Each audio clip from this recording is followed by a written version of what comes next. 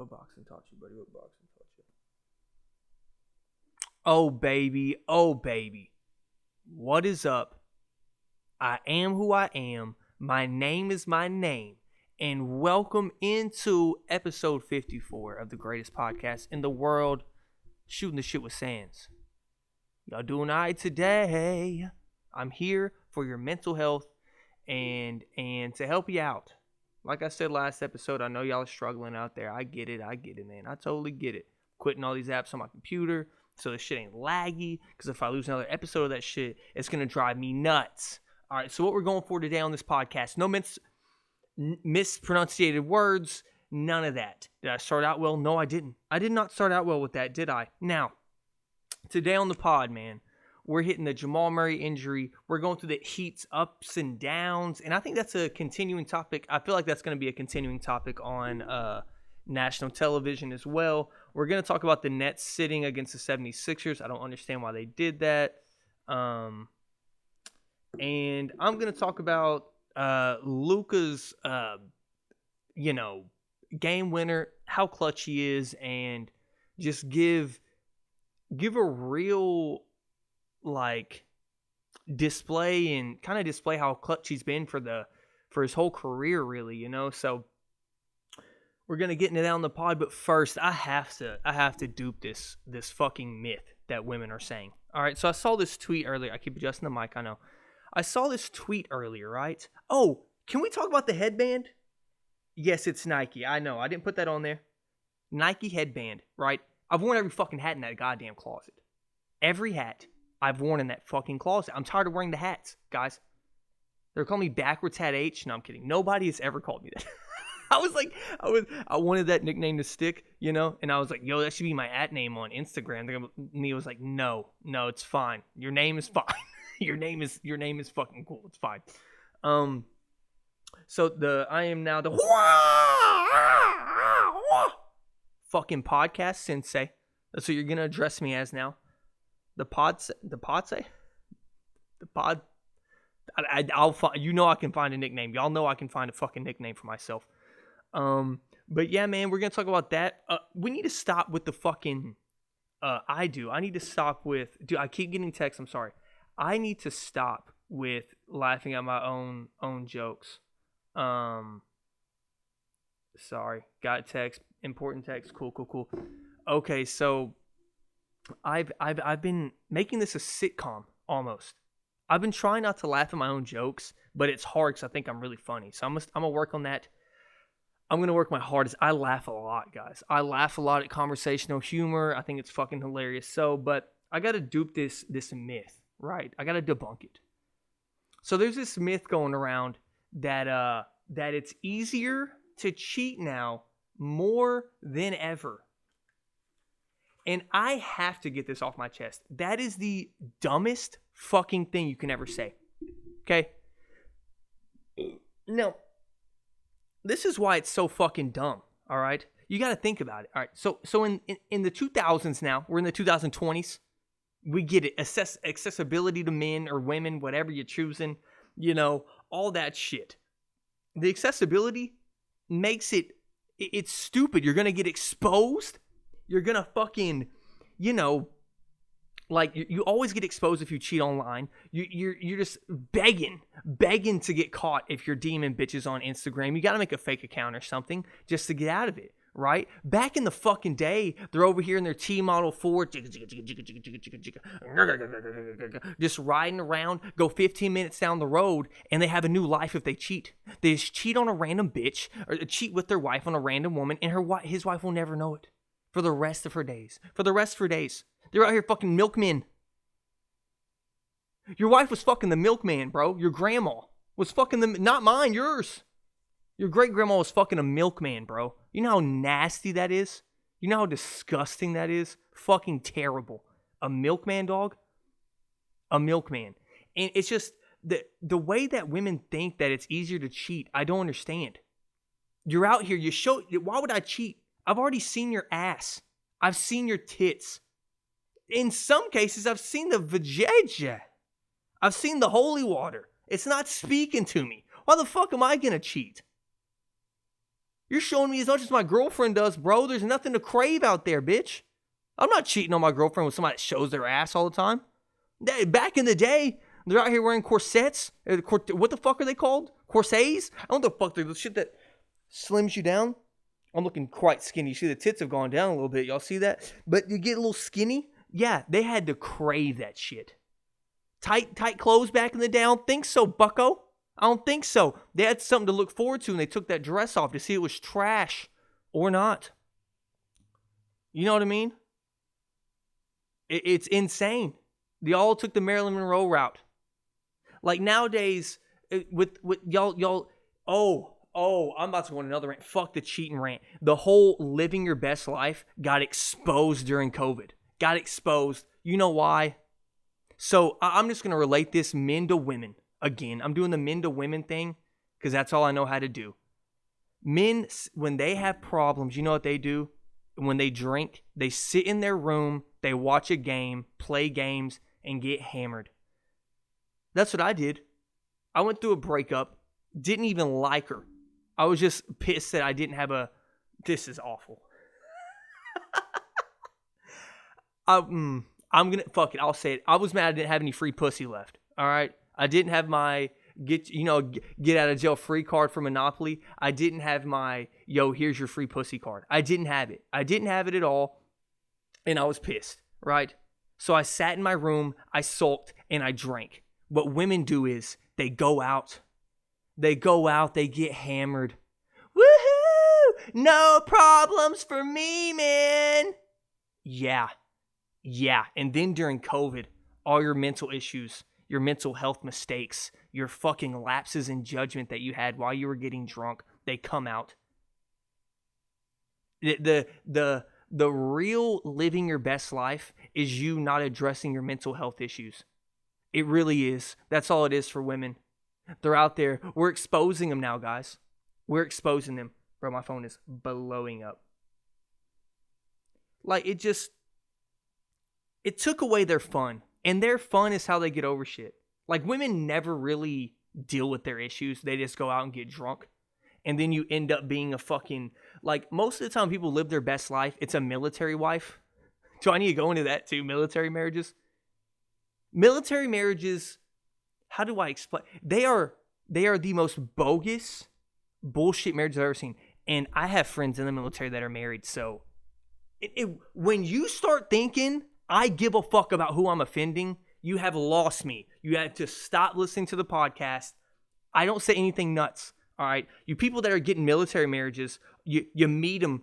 You know them for less than a year and you marry them. You don't have a real wedding. You have a courthouse wedding. And then you're like, well, we get benefits on the base, right? And you get a house, or they get a pay upgrade. And it's actually a fact that they get a pay upgrade. The most useless marriages in the world are military marriages. They're horrible.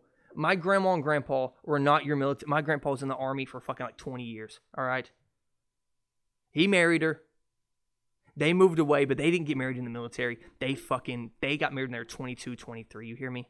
They're not one of you fucking scums. One of you scumbags. And if you're out there and you're like, my mom and dad are military marriages, just know your dad cheated on your mom like 50 times.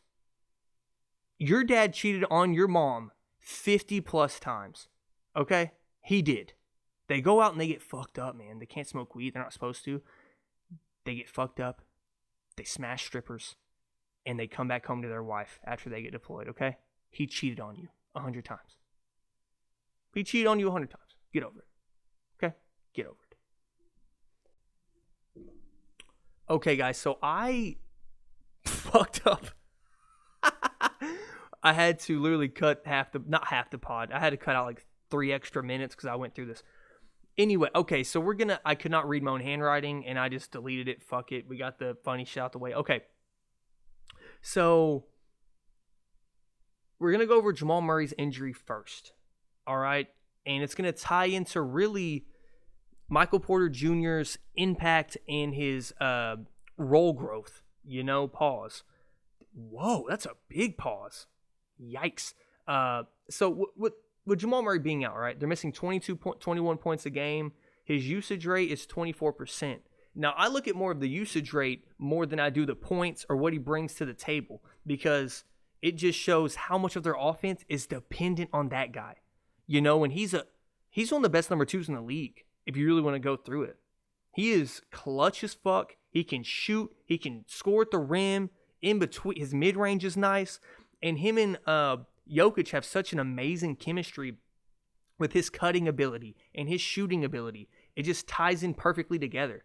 And they really do work well together. So his usage rate is comparable to Pascal Siakam, Sabonis, and LaMelo Ball. And we're talking about some of the guys that lead their team. Really, everything runs through them, right? So that just shows, even with Jokic on his team, he has the usage rate of these guys that run a whole offense, right? And how does that tie into MPJ's improvement? So after the All-Star break, his role started increasing already, right? And he is so efficient. It is like, if you don't look at his stats, you would not believe it. The way the shots that he takes, the difficulty on them, you would not imagine this efficiency he has. So the one thing I wanted to really touch on was how the whole time they're like, he could be the biggest steal in his draft class, and he is. He is, period. I'm going to go through the 13 guys picked ahead of him and tell you everyone he's better than. DeAndre Ayton, he's better than him. These are 1 through 13. Marvin Bagley, he's better than him. Luka Doncic, oh, no. Jaren Jackson, he's better than them. Better than him. Trae Young, no. Mo Bamba, yes. Wendell Carter Jr., yes. Colin Sexton, yes. Kevin Knox, way yes. Mikal Bridges, yes. SAG, no. Miles Bridges, yes. Jerome Robinson, I don't know who the fuck that is, but yes.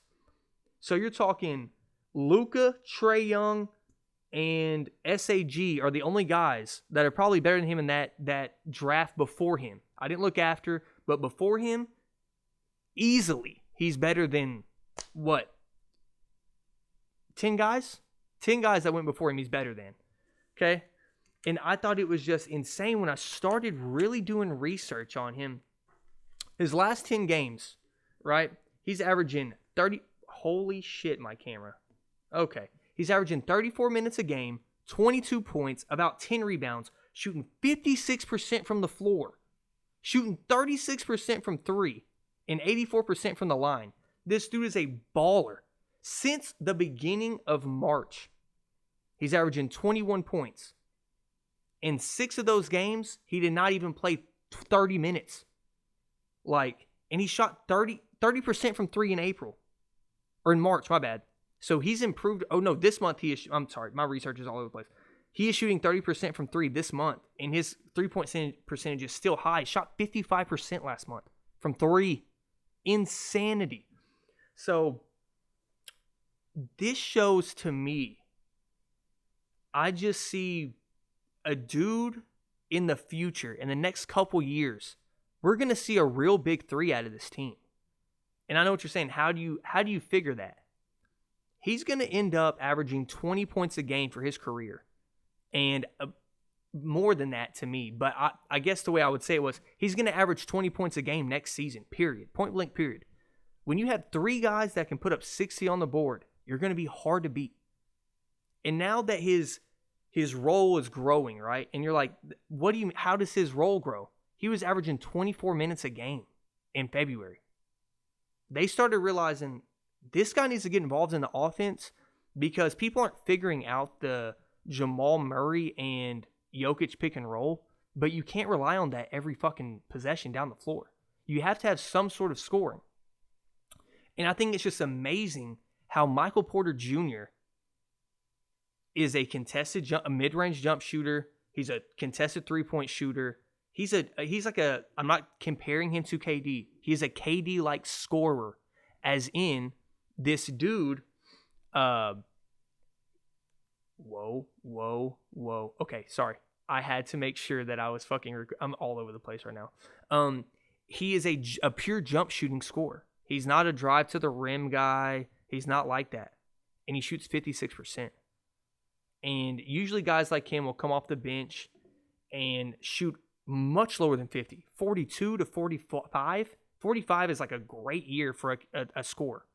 Like one of those top tier scores shooting 45%. That's why KD is the greatest scorer ever, in my humble opinion, because he shoots over 50% and shoots contested shots all game. You know what I mean? And from 30 feet. So that's what I just see this team turning into a really hard team to beat. And they have depth. PJ Dozier's coming along as a good player. They got JaMychal Green. They got a nice little, they got Will Barton. You know what I mean? Monte Morris is one of the best backup point guards in the league. It's a team to be very aware of in the coming years when Michael Porter starts to develop into what I think he can be, if they can keep him, of course. Because I think all these years I've said, I think that Michael Porter Jr. can turn into one of those guys that we really didn't see coming, and how he will become one of the best players out of that draft, which I think he already is becoming that. So that's just something I wanted to get into. So we're going to take a commercial break real quick. And obviously, the outlook for the Nuggets, I see it kind of being maybe rough. I'm not sure. But I'll tell you this. When your offense runs through Jokic, you're going to get a lot of easy shots. You're going to get a lot of wide open looks.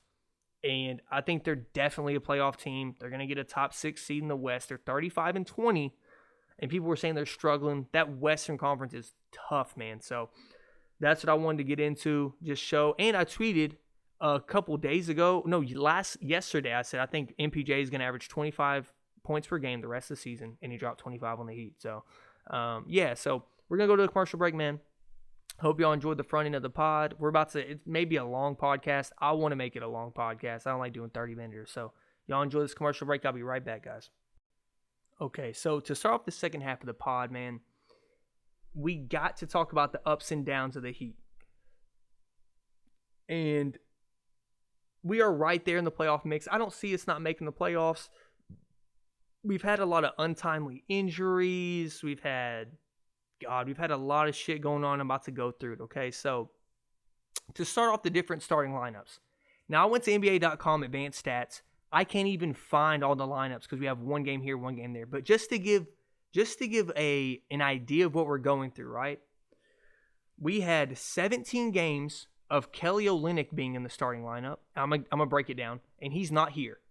We had another 17 games of Iggy and Tyler Hero being in the starting lineup. Iggy doesn't get minutes, and Tyler Hero's off the bench now. We had 13 games of Kelly Olynyk and Tyler Hero being in the same lineup. We had 13 games of Gabe Vincent starting in the lineup. We now have 10 games of Goran Dragic in the starting lineup. Like, we're all over. We can't pick what we want. And now with the Trevor Ariza trade, there's Depot just came in, another different starting lineup. Trevor and Depot. Just when Trevor was in, it's insane. It's insane how many times we've had to try to reinvent this team, and we still go on win streaks here and there. We go on losing streaks here and there. We're just what our record is, right? Now, does that mean I think we are a 500 talent team? No. Fuck no, man. No. I think that our record shows the inconsistencies of our season. Injuries.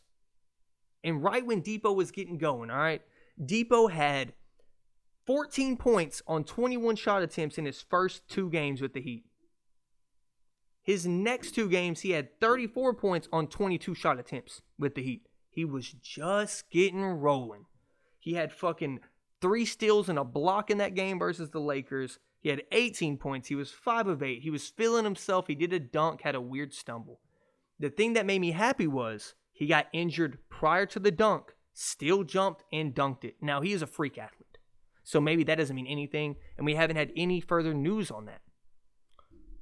But the inconsistencies is also the trade deadline. It was really weird. Duncan Robinson was me from 3. Tyler Hero was, oh my God, he was damn near unplayable. He was bad before the All-Star break. He was shooting 35% for the 5 games leading up to All-Star break, and now he's back to normal. Duncan Robinson is way back to normal. He's balling, you know?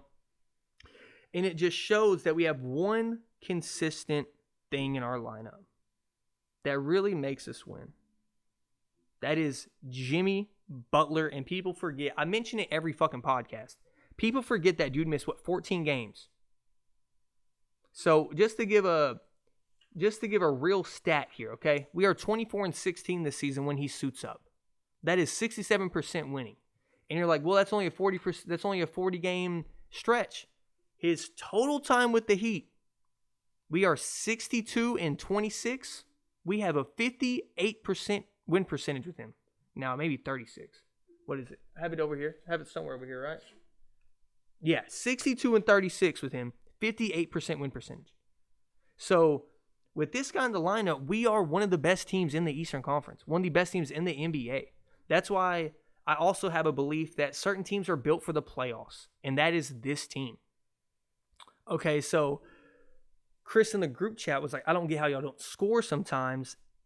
I don't either. I don't even know how to answer that question. It seems as though the Heat get a lot of open shots, but we miss a lot.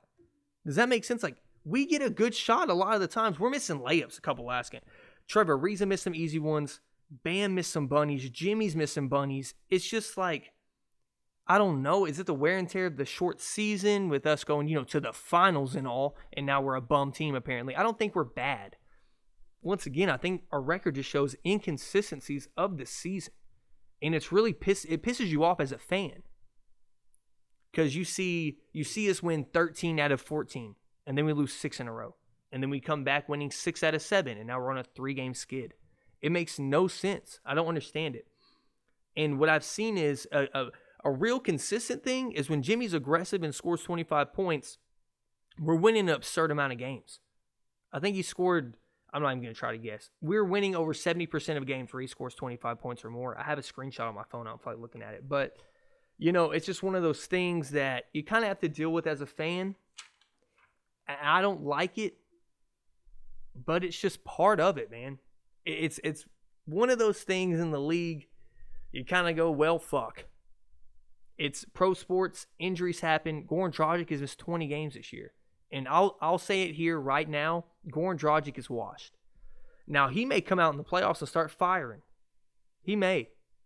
And once again, to reiterate, I think this team is built for the playoffs. Top 5 defense in the league still. Like, we can beat you 91-85. We can, and we will hold you. Superstars cannot score on us. Dame Lillard hasn't scored 20 points on us in 2 meetings this year. Trevor Ariza's playing amazing defense. Devin Booker hasn't done good on us. Bradley Beal played terrible. Like, we know how to shut down the best players on the floor. CP3 had a bad game against us. You know what I mean? And you're like, well, you lost the game. You're right, but we're making those guys that I always talk about, I always reference his name, Dante DiVincenzo on the Bucks. If he beats you, he beats you. But most of the time, what it looks like is how that Bucks series went with the Heat. Robin Lopez. Brook Lopez hits a lot of threes, goes for 24. Look at the score. We're up by 5. Giannis ain't doing nothing, or his numbers are there, but he's inefficient. And if you make their star player inefficient, like I said with Jamaal Murray, and their usage rate is high, then their offense becomes inefficient. Then it becomes, we got to rely on this guy who's never had this role before, and it becomes a guessing game of who's going to show up, when they're going to show up, and how often are they going to show up. Like I always said last year with Russell Westbrook, that dude is amazing. I'm not here to slander him. I'm giving a superstar prediction or a superstar reference, really. Russell Westbrook can ball out, but can he do it for 4 games in a series? He hasn't done it in his career really consistently at an efficient rate, scoring-wise. And I would ask that about, and if Russ can't do it, do you think a role player can? Do you? Do you think they can do it for 4 games in a series? That's what I'm asking you. That's why the playoffs are different. That's why coaching matters, and that's why your game plan matters. We can sit here and talk game by game with teams like the Heat or the 76ers. The 76ers are playing going all out, things like that. But when it comes down to the playoffs, like the Suns and things of that nature, when it comes down to those moments and having to win 4 games against the same fucking team, can those guys show up? All these role players on the Suns are balling out. And y'all know how I feel about the Suns. I think they can make a run to the Western Conference Finals. But I would ask you, I saw Jay Crowder ball out until the finals when his percentages leveled out. I've seen that happen. I've seen guys get hot and then their percentages level out. So do you think those guys can beat you 4 games in a series? And that's why I think our team is playing for the playoffs and using our defensive schemes for the playoffs rather than winning a game-by-game basis. Am I saying we're giving up games? Man, hell no. With a Heat team? Fuck no. We're trying to win all 82. It's fucking annoying sometimes. Jimmy Butler's out there. He's on the bench saying, I think I broke my foot. He goes in the game 3 minutes later. The fuck is going on here? You know what I mean? He should have sat last game. He should have sat his ass down off a back-to-back against the Nuggets after he rolled his ankle just in pain. He's had a right ankle issue for 3 years now. And that if that doesn't show you something about Jimmy Butler, why we love him as Heat fans, I don't know how basketball fans can't love Jimmy Butler. I truly don't. He only talks shit when he's talk shit too. You know what I mean? He was giving Jokic dap, not Murray, Michael Porter dap, all that. He's a really good dude on the court until you piss him off. You know? And I think this Heat team is built for the playoffs, and I think as fans we overreact from previous success that we had with this team, with this duo we have, and just once again, the inconsistencies of a season will break your will as a fan. Like talking about the 76ers, Ben Simmons, man. Ups and downs. The ebbs and flows of Ben Simmons. What was that stat? Since February, since the All-Star break or something like that, he's averaging 13 points a game. His shooting percentages are way down in the paint. It's just those things that piss you off even when you're winning or losing games you pay attention to as a diehard fan of your team. And it kind of just annoys you. Just annoys you. Another thing that fucking annoys me is the Nets. The fucking Nets annoy the fuck out of me, man. And I'm about to get real fucking pissed. I'm not faking this shit. I get pissed off with this shit. You fucking go get you a whole fucking super team, right? You gather up. You go against the Lakers where you get exposed. Everybody in national media, can they handle a big man? Can they handle a big man? How will they face these guys? National TV fucking game. You got the matchup of your life. What I think is the Eastern Conference Finals. You got the 76ers and you got the Nets. And what do? They sit. You know why? They don't want no smoke with that fucking unicorn sitting over there in Philadelphia. They don't want no parts. The 76ers weren't even hyped for the game anymore. They almost gave up a fucking, 15-point lead with 3 minutes left? They were sick of that shit. They don't want to play anymore. I wouldn't either. That shit's depressing. I'm over here getting hyped. We finally got this matchup versus this juggernaut. We're going to do it.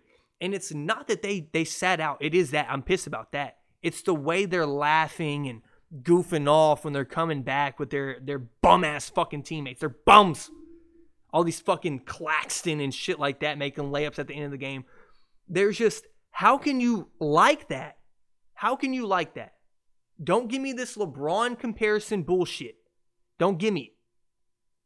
When KD was out, and another thing, with Kyrie leaving, sitting out, when LeBron sat, D-Wade and Bosh played. When Wade sat, LeBron and Bosh played. Bosh was the dude that didn't get a fucking night off. So without James Harden, with his hamstring tightness, you put out there Kyrie Irving and some bums. Kevin Durant just dropped 30. Blake Griffin just joined the fucking Nets, and he sits out. After screaming, I still got it. I think I still got it at a Pistons team. Screaming it at the Pistons, bro. Talking shit to the Pistons. I hate players like that. I hate players like that. How are you going to change up when you go to a super team because you're a front-running fuck?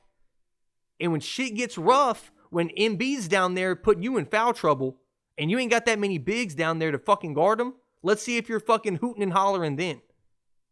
Because I don't think you will be. I think you'll be clapping your hands, bitching at the refs. That shit pisses me off. I hate when fucking super teams start being these goddamn front-running fucks. It's annoying. They get down by 20. They're over here, oh, we'll sit. Oh, KD played fucking 20 minutes against the Lakers. He got down by 15. Oh man. Oh, he's on a minute restriction. Yeah. No, bro. Nah. I can't do that shit, dude. Cannot do it. I cannot do that. Kyrie's taking personal reasons. He's taking vacation, getting his PTO all out the way. He should have to pay the fucking Nets back the money. He should have to ball up $3 million or the fuck he gets paid a game and give their money back. That is absurd, bro. That's insane, and I fucking hate it. Because I'm sitting here watching this 36-year-old man, LeBron James, who actually hurt himself, sit out because of an injury when he's playing 82 games every year because people were getting pissed and the NBA got mad at him for sitting out, giving some rest. But now these fuckers want to sit over there laughing. A kiki. Oh, we lost the game again. We lost another game because our superstar sit out. Kiki. I don't give a fuck. That shit is annoying. Get that shit off my TV. They should have moved that game past national television now. Do I want the world to see Joel Embiid? Fuck yeah, but I don't want to see that shit. I don't want to see. They should not give KD and them the time of day. Now, do they give a fuck? I don't think so. KD's out here trolling on the internet again and again. Word to Drake. Over and over, he just trolls on the internet. Thinks he's so fucking funny. Thinks he's so cool. Thinks he's out here, oh, I'm a real person. I'm not self-conscious about my legacy at all as I join fucking super teams and gather up Kyrie and fucking Blake Griffin and James Harden. Just go and get him too. Yeah, I fucking see it. It's fucking annoying. It's goddamn annoying. So, I just can't do it, bro. Can't do the super team shit. And then you look at a guy like Luka, which is my next subject. I'm transitioning like a motherfucker. Jesus. A man that does it all himself, really, Luka. Averaging 28, 9, and 9. Just slightly. Just getting it going this season at the end, you know. ESPN's trying to shit on him. I told y'all for fucking 2 months. Yet they're going to be fine because they have one guy. He wears the ugliest number in the NBA, 77. Nuts that he wears that, but it works, right? He's working people's butts. What am I doing? Working their ass. Working their asses. He's busting their ass and they don't like it. Whatever. Luka Doncic had the most ridiculous game winner. Against the fucking, who was it? The Memphis Grizzlies. One-handed floater. His fucking face was parallel to the goddamn ground. I don't know what he's doing. Nothing but that. People saying, is it lucky? That was a First Take episode. Was Luka Doncic's game winner lucky? I don't give a fuck if it was. And let me just break down the clutch stats for you for Luka. All right. So since he's been in the league, he has the most tying or go-ahead threes since he's entered the league. Passed Jamaal Murray with that one. Badoosh passed him. He then, in his rookie year, led the league. This is insane. With 16 shots to tie or take the lead in the last 5 minutes. Clutch time. If you don't know what clutch time is, last 5 minutes within 5 points. So he's 10 of 25 on these clutch time shots. Or no, on the game winning shots. 10 of 25, tying or going to OT or tying or to win with 30 seconds left. He's 10 of 25. That's 40%. Now, these guys have a lot more shots, but these are the clutchest guys in the league in my eyes. LeBron James, KD, and Dame Lillard. He shoots a higher percentage than all of them. LeBron shooting 32%. KD shooting 30%. Dame shooting 35%. And Dame is the dude with the most game-winning shots since he came in the league. I think he has 30. He has 29 or 30 of them. So, to me, I'm going back to my natural, or my real, I have these certain, if y'all haven't noticed, I have certain philosophies with sports. There's just things I will never give up on, and they've really treated me well, as you can tell by how right I am a lot of the time. I hate to say it. I'm fucking right a lot. You never, ever count out a guy to make the playoffs that is a top 5 player. You don't do it. Even Steph. So guys like Luka and Steph have a lot in common. They don't. Now, Luka's roster is way better, and Luka's roster is not that good. Steph Curry is playing with G League talent, and I'm not trying to be funny. He is playing with some bad pieces. James Wiseman's out for the season now. Draymond Green was missing some time to begin the season. And Steph Curry has gone on a 30-point rampage. I think he's at 7 games in a row with 30-plus points, something like that. I think that's the longest spurt of his career, which is kind of crazy. I don't think that is not a real stat. Because he averaged 30 that one year. But that could be true. You can average 30 and have 27, 28. But He's going on a banana streak, and the reason why I think it's different from a Luka and Steph perspective than, let's say, a Bradley Beal perspective. That's a perfect little analogy there. Bradley Beal can put the ball in the hole. He's one of the Bradley Beal to me is a top 10 talent in the NBA, no doubt, no doubt. And to me, the comparison between the two is the people that do it all, right? Steph and Luka. Bradley Beal ain't that great of a playmaker, and he also has a shitty coach. And it just turns everybody into more confident players. I don't think Bradley Beal has the same feeling in the locker room that Luka and Steph get from their teammates. And Bradley Beal's amazing, but when you go in the locker room with Steph and Luka, don't give a fuck if it's against the Clippers without KP.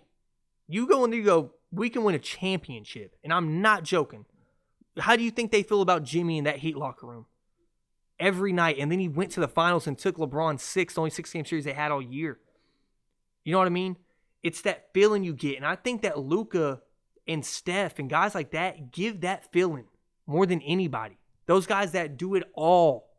Not just the scorers or the scorer rebounder, the guys that are playmakers and get their teammates involved, knowing that we have confidence to shoot because that motherfucker is one of the best in the world and he gives me the ball.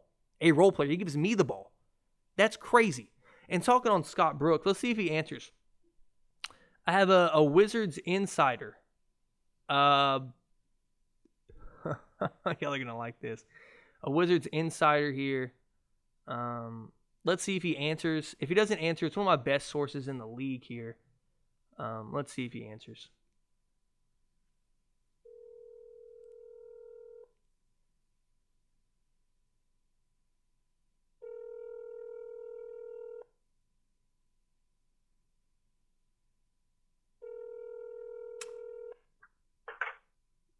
Yo. Zachary Bates, you are live on Shooting the Shit with Sands. Are you available to talk right now? Yes, sir. I was just speaking on Bradley. I was just speaking on Bradley Beal and how, unfortunately, he's in that situation with Scott Brooks. And I know you feel very strongly about Scott Brooks, and I was wondering what your feelings were on him. Just take your time, ran away. Go ahead. Say whatever you want, by the way. Nothing incriminating. You can say whatever you want, curse, whatever. Go ahead. Listen, as well, you already know me. We've been boys for a while. But for the people out here on the podcast, I'm a diehard Wizards fan. Win or lose, it's been there for a while. Okay? We're not backing down. You know, back to the Steve Blake days. You know what I mean? But Scott Brooks, okay. This guy needs to be fired. I still don't understand why this guy has a job. Like, it's mind-blowing to me. It's all about the Westbrook relationship. It has to be. It is. I mean, I've seen videos of I'm so into the Wizards. I watch their fucking practices. Like, I watch videos of their practices, but I'm just going to give you a prime example on why Scott Brooks needs to be fired. One, he doesn't know his rotations at all. It's like, why are you going down to the 10th man on the bench? We're running a 3-center set right now. Are you fucking kidding me? We have 3 centers in rotation. We need space, Scott. We need space. Like, I don't understand. There was a game. I think it was the first game against Utah where we're going into the fourth quarter. We're up by 20. Bradley Beal is getting a nice little rest. We're up by 20. 6 minutes left into the fourth quarter. It's down to 12, and Scott Brooks is just like, got his finger up his ass. Like, bro, maybe it's time to put Bradley Beal in the game. No? They've cut the lead down. Yeah, he waits until it gets down to 7 points, and he's like, oh, maybe I should finally put Bradley Beal in the game. Like, bro, we're going against the best team in the NBA right now. What are you doing? What are you doing? That's some funny shit. Well, Bates, thank you. I needed the avid Wizards fan to get on the pod and let him know that I'm not crazy. Yes, sir. You already know. Bradley Beal, MVP. No. Bates out. All right, see ya. Zach Bates, the Wizards insider. Now, that is one of my best friends in the world, and he is not an NBA reporter, but he's a funny motherfucker. He didn't even cuss. He didn't even curse. I can't believe it. So that's what I was saying about Scott Brooks. I just wanted to end the pod with that because I told Bates, like, yo, I may call you. All my friends out there, you may get a random call. Just know, and y'all know who I'm talking about. You may get a random call. And, yeah, man, I'm glad y'all got to experience that. Just know, if you're my friend and are a diehard fan of a team, you are an insider now. So thank you guys for listening. I love you guys. Hope y'all enjoyed the pod. Think I'm becoming a very well-rounded podcaster, not to toot my own horn. And let's follow this momentum up with a big shebang. Not worried about the view numbers. I don't want to get into that again. I'm not worried about it, but I don't want to get in the views type. I don't care about talking about view numbers. The impressions on social media going ballistic. The views, the media touches on social media going ballistic right now. So hope y'all enjoyed the pod, man. I love y'all so much. Like, subscribe, share. If you're not, please hit that button, bro. I love you so much. Pod out. Pod Sensei is out.